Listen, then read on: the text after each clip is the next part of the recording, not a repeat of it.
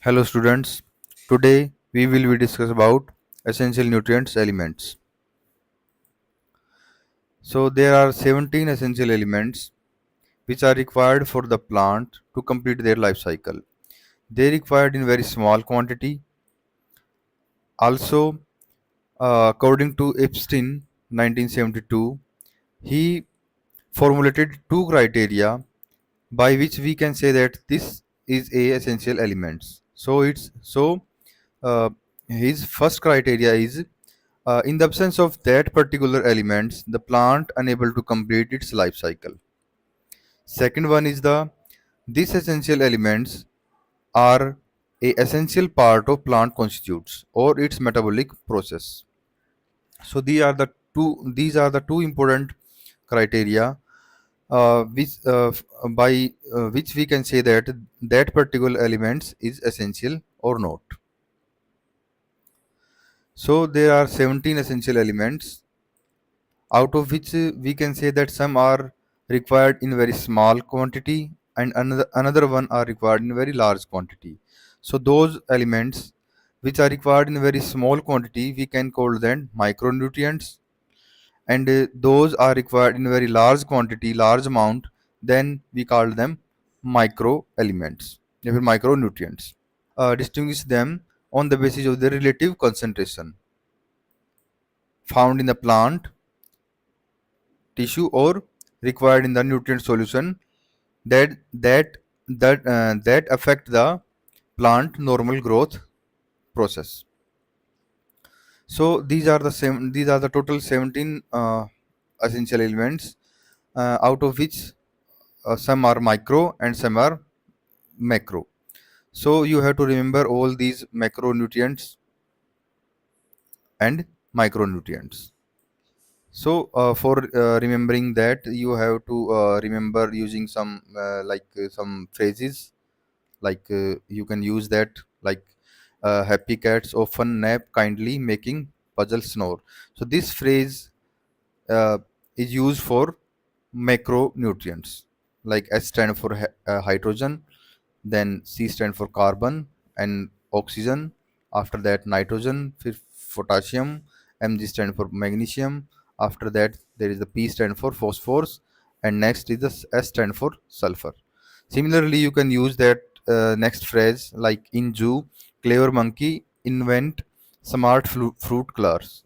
So this phrase is used for micronutrients. So you have to remember all these names.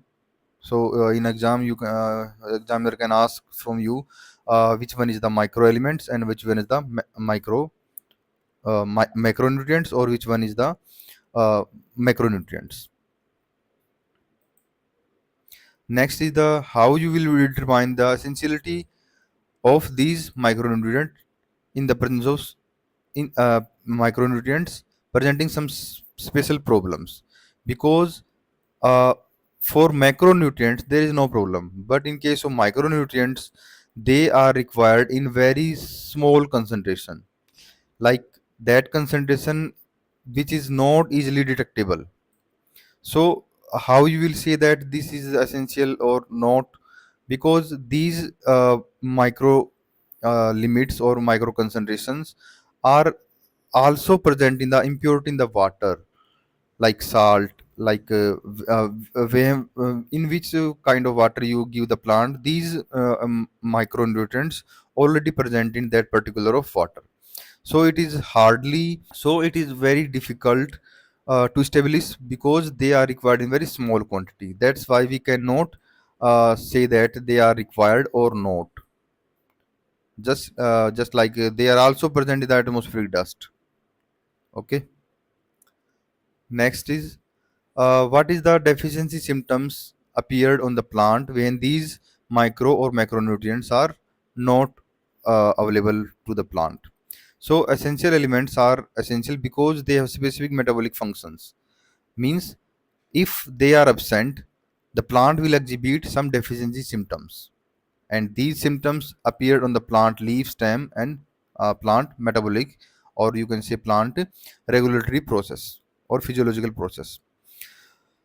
So So some prefer the classify. So some persons, some scientists classify them as a macro and micronutrients according to their functions. And for example, like carbon, hydrogen, oxygen, they are predominantly structural role in the plant development and growth. So we can say that they are the structural elements. And another one which are required for not structural process but for the regulatory purpose, like for maintaining ion balance, for maintaining enzymatic activity. So we can call them micronutrients. So, but unfortunately, the attempt of categorizing these nutrients is difficult because there are some essential elements. They often fill in the both structural and non-structural role. For example, magnesium is a structural role in the formation of chlorophyll molecules, as well as its non-structural role in the formations of in the functioning of many enzymes like ATPase enzymes, and involved also in the involved in the energy transfer reactions. Similarly, calcium is also a structural element, or we can say that is a macronutrient, but it also a role in the calcium ATPase pump, and implicated as a secondary messenger in the hormone response or photomorphogenesis. So these are the some regulatory process. So we can say that these are the according to these regulatory process we can call them micro. And if we use as a structural, like calcium form the cell wall, the cell wall is made of cellulose, and calcium is the main component of a structural part of that cell wall. Next is the how will you decide that a particular concentration is essential or not essential. So the concept of critical concentration is uh, come in the picture.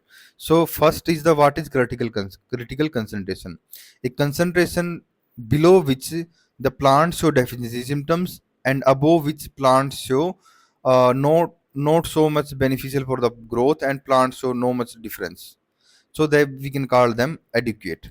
So in this picture, in this graph, you can see that the if we increase the nutrient concentration, the growth is increased like that, and after some time the growth is reached its maximum, and that point is called critical concentration. If we further increase the concentration of nutrients, then the growth is not so much increase, and it's show a stationary phase. That point we call them adequate range of nutrients. So after that, even after the reaching the adequate range, if you still increase the nutrient concentration, at that point these nutrients function as a toxin, and hamper the plant growth. So when a nutrient level exceed the critical concentration means more than adequate at sufficiently high concentration in the plant tissue, and at that point these higher concentration become, yeah, you can say that it become it function like a toxin to the plant. So the toxic level are rarely achieved in the macronutrients, but more common in the micro, because macronutrients are again the main function is the structural role in the plant growth, but micronutrients are the functional role. So if you increase the concentration of micronutrients, at that point they function as a toxic, and this rarely achieved in the case of macronutrients. For example, like copper is a micronutrient nutrients. Range required for the plant normal growth is 4 to 15 microgram per gram of the plant dry weight. If concentration below the 4 microgram, we can call them deficient, and if the concentration exceed the 15 or 20, then we call them it toxic and severely damage the plant tissue. Next is the so each element is one or more specific structural function role in the plant. In the absence of that, the plant will exhibit some morphological or biochemical symptoms, and we can call them deficiency symptoms. So if one or more either macronutrients is absent, then plants show some morphological, biochemical, or some physiological deficiency symptoms. For example, like chlorosis is a one of the symptoms, means yellowing.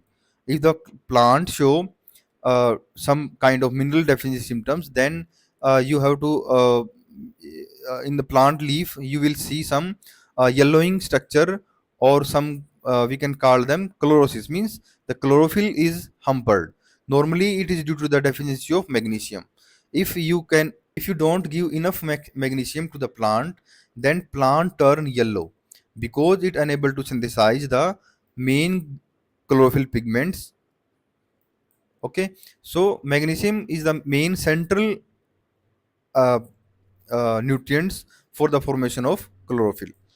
Similarly, one another problem is that in case of deficiency symptoms, the functional role of the plant element are not always straightforward. Means that yellowing or chlorosis also appeared due to the deficiency of another micro or macronutrients. Also, uh, uh, also due to the some kind of virus or bacterial attack. These deficiency symptoms always not straightforward. Okay, next, deficiency symptoms also not consistent with one to another plant, because in one plant they showing deficiency symptoms, but in another plant they will not show. So these are the some basics informations about the micro and macronutrients. Next, we will discuss about these macro and micronutrients one by one. So first of all, first micronutrients is nitrogen. So plant absorb nitrogen from the soil primarily as the inorganic nitrate ion like NO3 negative, and in some cases they will absorb from ammonium ion like NH4 positive ion. Once the plant absorbs the NO3 negative, it must reduce to the NH4 positive ions, means ammonium ion, before it incorporated into the amino acids, proteins, and other nitrogenous molecules. Similarly, the nitrogen is the main constituents of many important molecules, including proteins, nucleic acids, some plant hormones like IAA, and cytokinin and chlorophyll. So again, if you will not give the enough nitrogen to the plant, then chlorophyll synthesis is also hampered. Its protein formation is not proper, and its nucleic acid, means its DNA or some kind of hormones are not formed, and because of that deficiency symptoms, plants show stunt growth or some. Also, nitrogen is limiting in the agriculture situations, and many plants such as the maize known as the heavy feeders and require a heavy applications of fertilizer. That's why the farmer use heavy nitrogen in the maize field, because this plant required a heavy nitrogen, and because of the deficiency of these nitrogen, some symptoms are appeared like stunt growth, slow growth, and chlorosis in the leaf. So one important point is that nitrogen is very mobile, means it can shift from older leaf to the younger leaf. As the plant leaf old and die, the nitrogen is mobilized to the another or younger leaf or younger tissue, that's showing rapid growth. So the deficiency symptoms more appear on the older leaf as compared to younger leaf. Next, nitrogen deficiency symptoms stress also lead to the accumulation of anthocyanin pigments in the species like purplish color of the stem, petiole, and underside of the leaf. Because in the absence of adequate nitrogen, the plant accumulates some anthocyanin pigments, and because of that pigments, the purple color are appeared. So it may be related to an overproduction of carbon structures in the absence of nitrogen, cannot be utilized to make amino acids and other nitrogen compounds. So these purple, or you can say anthocyanin pigments, are a overproductions of these carbon structures. in the absence of nitrogen. Okay, next is the in the excess of nitrogen. So again, excess is also not good for the plant growth. Normally stimulate the abundant growth in the shoot stem, favoring the high shoot to the root ratio and delay onset of flowering and agriculture and horticulture crops. So if you give excess of nitrogen at that point, the shoot growth is much higher as compared to the root growth, and the flowering is also delay. And another deficiency symptoms is the reduce the stem growth and stimulate the early flowering. Amount of nitrogen to the plant at that case, the plant show a reduced growth, and their flower showing in the early stage, means the flower development is not proper, and they open before a particular time period, and that's why the fruits and seeds are not formed. So these are the some deficiency symptoms of nitrogen. Next macronutrients is the phosphorus. So phosphorus is again a part of nucleic acid backbone and critical functions in the intermediary metabolism. So phosphorus is also available in the soil solution primarily in the form of phosphoric acid. So you have to remember these form, like in which form they are present in the soil. So answer is the phosphoric acid. Next is the soil pH. If the soil pH also play an important role in the availability of phosphorus. If the pH is less than 6.8, then it's uh, it's predominantly available for the plant, and plant easily taken up by the roots.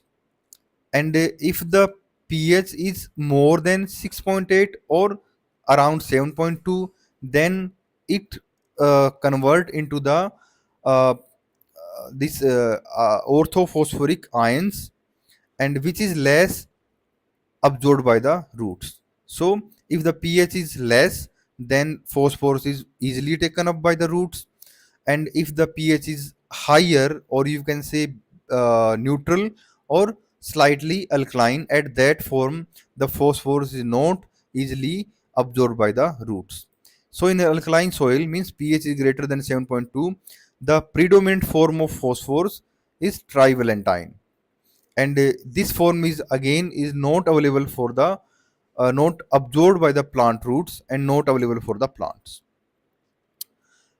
Next, actual concentration of the soluble phosphorus in most soils is relatively low because of several factors.